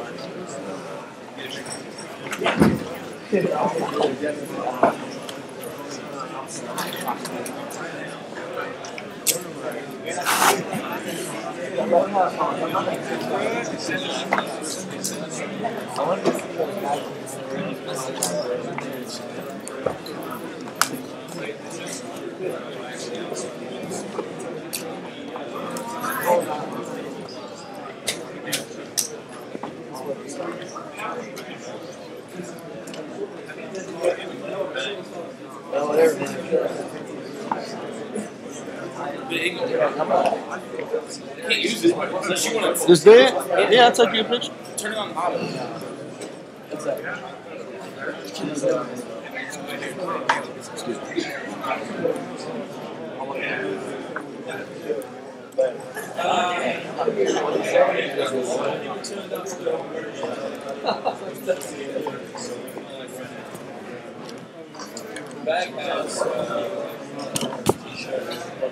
Go say that. I dare you to say that.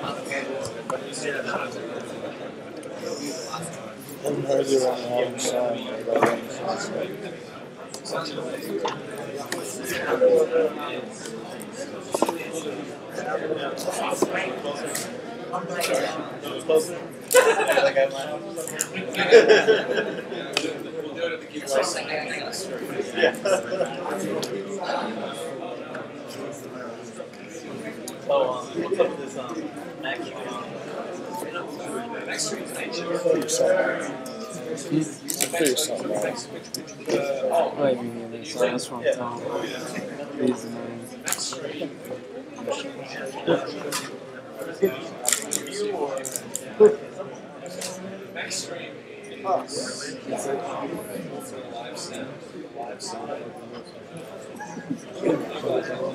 What you doing?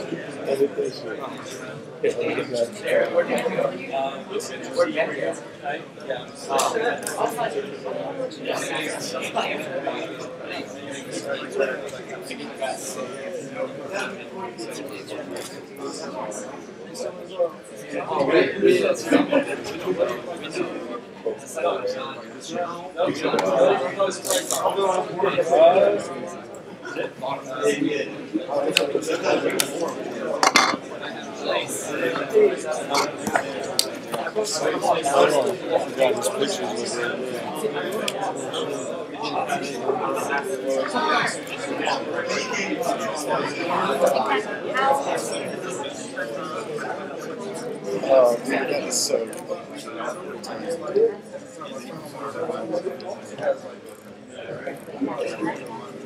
That's the best one. Yeah. I was flying no.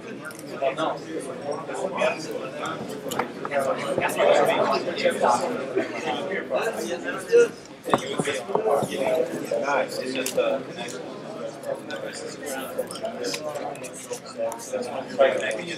Table.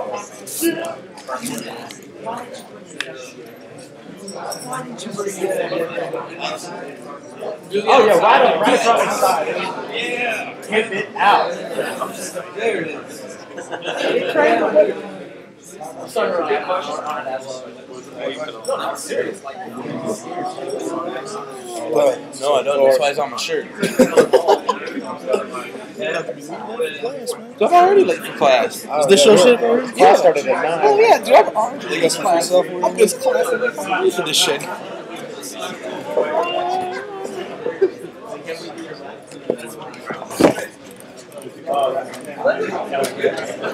Oh yeah. I want all those pictures.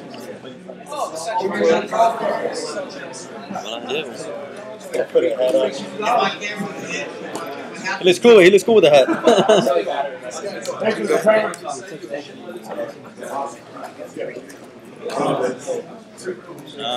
Tantas cámaras que tú tienes.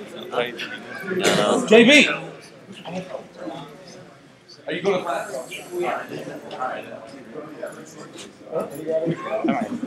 That's my ride to school.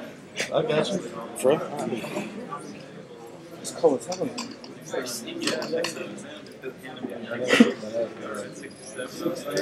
Oh yeah. My bad. I'm like still recording here. Yes.